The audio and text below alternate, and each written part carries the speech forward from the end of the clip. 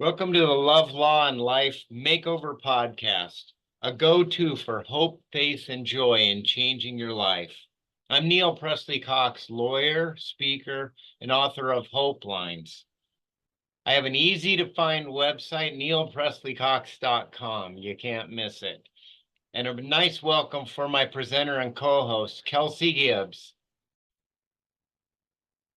Yeah, this is a really good story. There for a lot of different reasons. Actually, if you want to, do you want to do a quick recap for us? Yeah, we're here today talking about drug court, which is one of my stories and hope lines. And this is a very important story because it dives into this mystery, this incredible mystery about how is it that two people can be offered recovery and they both have addiction. They both have some people that love them. They're both offered recovery. They both jump in a little bit. But one person gets a hold of it and manages to turn their life around and stay sober and not use drugs any longer. And another person stays sober for a little while, but then can't hold on to it. And family members are always just mystified.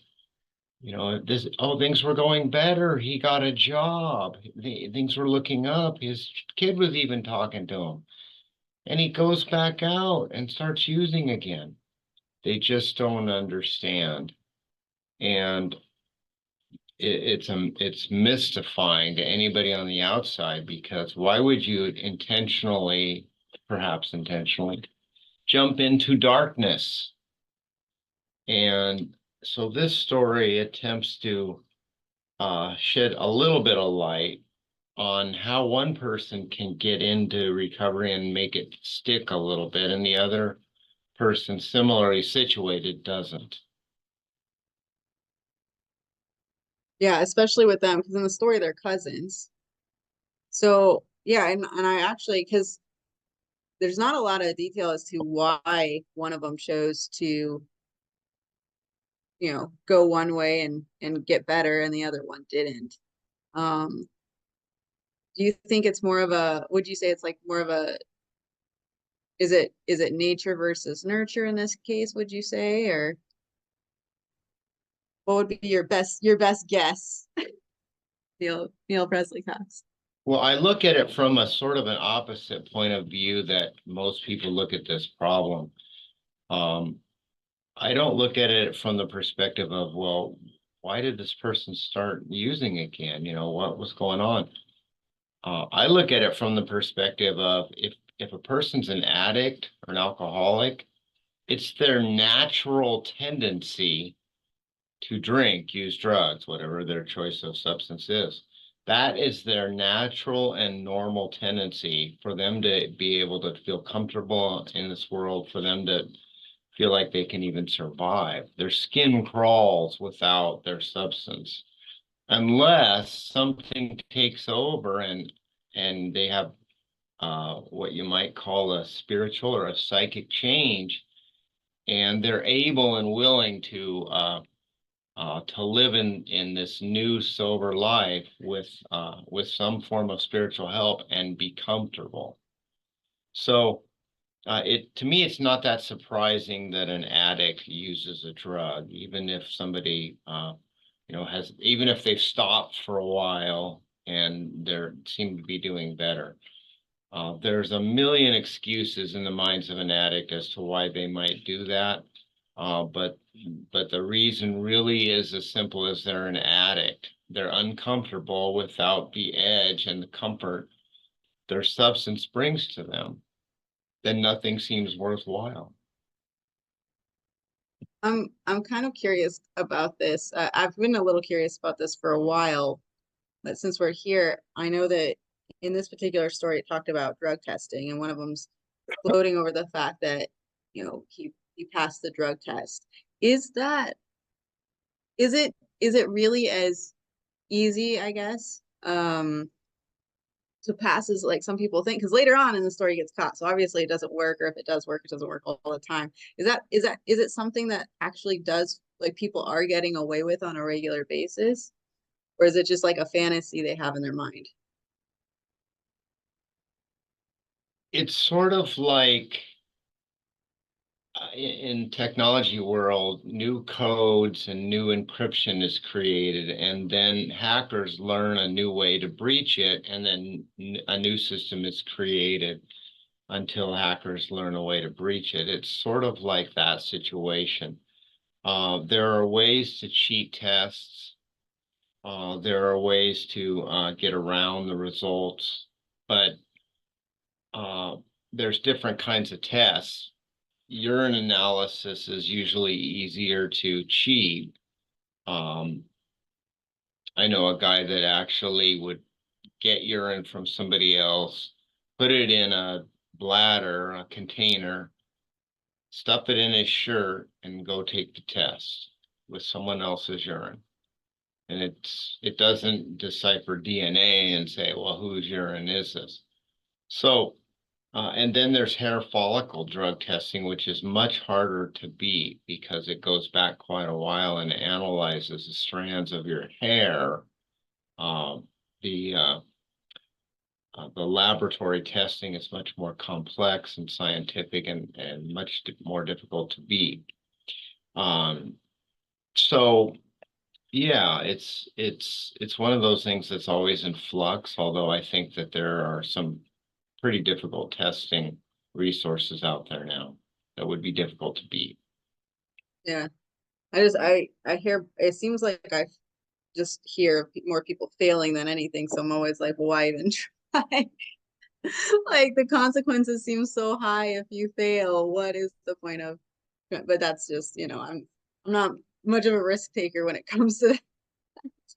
Well, the addict has to go do a test, say it's Saturday. The addict has to go do a test on Tuesday. They know that.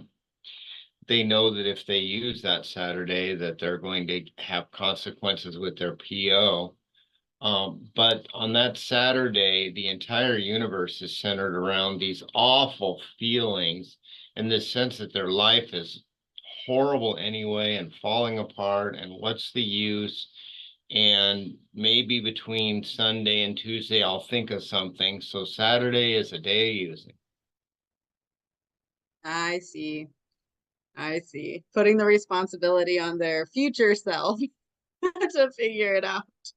Any mental twist so they can justify doing what they are just dying to do. Mm-hmm. It's kind of like if somebody was about to go launch into an affair and they were fully committed and resolved and wanted it more than anything.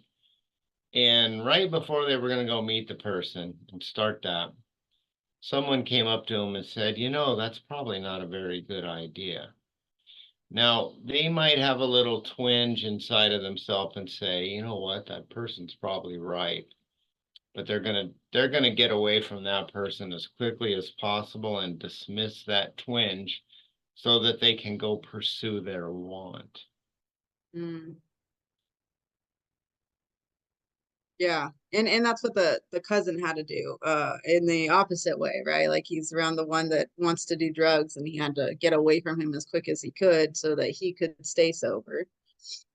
Right. At that moment, uh, he's confronted with disaster like a tsunami. You just got the air raid warning. There's a tsunami coming in 30 seconds, and you either stay where you're at or you get away. And he had that panic of, I better get away or I'm going to probably use myself.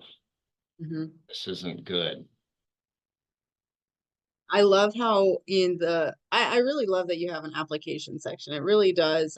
I really feel like that is um the way to get to the active change. If someone's reading this book, they're able to actually, like, help. It helps ask them. It adds literally asking questions to help unravel that psychological hamster wheel that they're on. So I really do love Right. That's exactly right. Reading is wonderful, and reading something that is helpful, and then you think in your mind, this is good, this is helpful, that's great. But it doesn't lead to any change unless action follows. And so some practical steps, even if they're small and simple, it's okay as long as steps are taken after one hits a realization. When I realize I have a problem, I need to do something, that realization isn't any good unless there's some action that follows.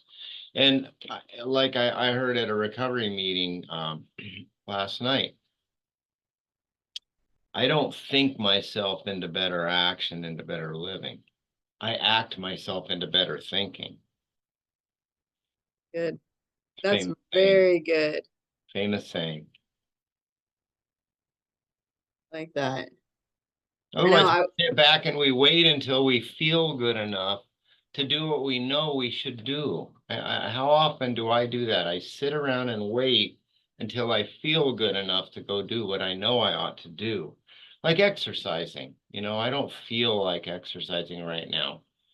That's the time I really do need to exercise. If I exercise and I'll feel better, I'll be like, now I feel like exercising some more.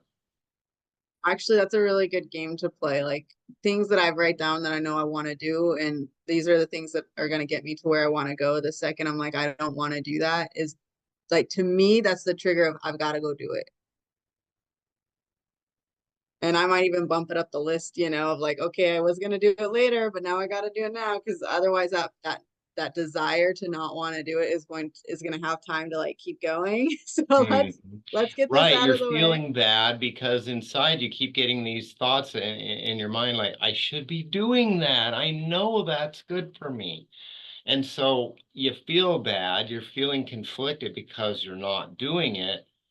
And well, speaking for myself, the next thing I do when I have that internal conflict is I go find something to distract myself, Mm. which isn't a healthy distractor. Usually it's surfing around on the internet stupidly. Um, and the other thing is, my book talks about the 5% rule. You don't have to challenge your problem that's huge by trying to just knock it down with one strike.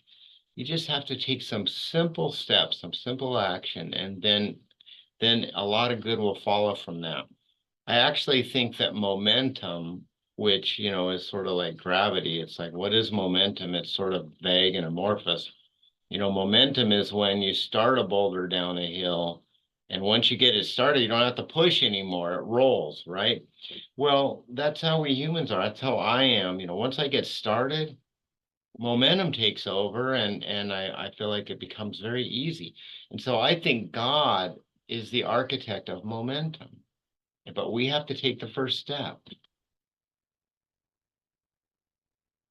Yeah, exactly. Exactly. And one way to get that momentum, I noticed, I in here you're talking about it. Hang on, let's see. I'm just gonna read this sentence. It says, the scary thing is that without real honest growth on the inside, the secret consuming desire to get high will win out again. So Mm. in essence, if you're being truly honest with yourself, that's gonna help create that momentum to get going, to moving forward. I almost feel like is that kind of like the first step? Is Yes. honesty the first step to getting better? You can say that honesty is the first step to getting better in the sense that honestly realizing that I have a problem here that is bigger than me, and left to I'm going to just destroy myself. I cannot beat this. I am really beaten. I'm down for the count on this one. I got to get help. And then moving forward is to take some form of step or action to get that help from outside of oneself. In recovery, I hear a lot of people say, this brain of mine, and I'm an alcoholic pothead in recovery, this brain of mine is a dangerous place to be alone. So left alone, thinking about substances is a dangerous place to be. But in a meeting of other people that are trying to get healthier and staying sober, we can talk about substances and recovering from them, and it's not dangerous. Because you're all moving toward the same vision, the same goal of getting out of it versus going into it. Yeah.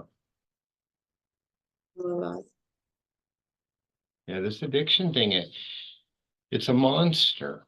It's a powerful monster. It's more powerful than the alcoholic addict. And so, it's like a monster in the back of one's brain, and it's doing push-ups, waiting for the person to get into a bad place to where the monster can rise up and take over again. And so it doesn't go away completely. It just recedes into the background so far that it isn't controlling the behavior anymore. Like my marijuana addiction. If I were to start hanging around places where people are getting high and looking at the different varieties of cannabis that's legal here in the state of Washington, and thinking about marijuana in that kind of a way, I would be feeding the marijuana monster, and it would get very strong in me. And pretty soon almost immediately, I'd start thinking about using again and thinking, maybe I can, it is legal. Maybe I can do that again. And so, I'm not going to feed the monster. I'm going to feed my recovery, my connection to God, my connection to other people that need my help, so that monster stays very much receded in the back recesses of my mind, and doesn't have that upfront power. mm-hmm. No, you're saying in the book you talk about if you want to succeed, learn from successful people who have been where you are. What are some practical places that you would suggest them go to find people like that? Well, 12-step recovery, in particular, Alcoholics Anonymous, has become a worldwide phenomenon. I mean, you can go to any sizable community and even many small towns and find meetings. There's even apps. You can get an app on your phone for free, and it'll tell you in whatever community you're in where there's a meeting. So, that's kind of a good starting point, but it also just depends upon the nature of the person's addiction. Some people are just so physically ill from their addiction, they need to be hospitalized first. They may need a facility that has inpatient treatment resources that protect them from, walking out into their next disaster with whatever hard drug they're addicted to. And so it just depends upon the individual, what their substance is, and how bad things are, as to whether they should get into treatment first, and perhaps inpatient treatment, or even a detox facility, or just start going to some meetings. It's kind of like in a hospital, you do triage. Mm. Yeah, it's almost like they have to put themselves in a mindset of I'm sick. I I need to be a patient and get better. I'm the surround myself with the doctors or the people that I need to be healthy again.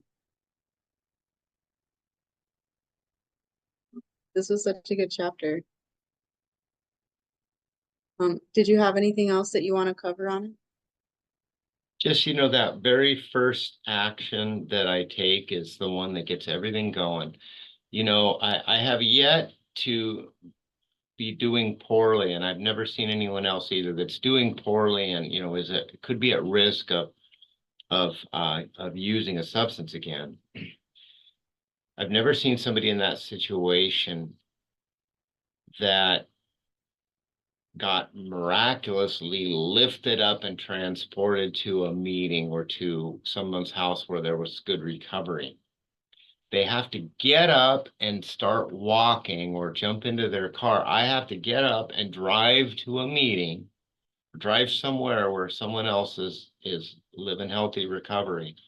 And then from there, that momentum that was created by my willingness to take that action puts me in the right place, and I get all kinds of help. And I think that's true for alcoholics and such.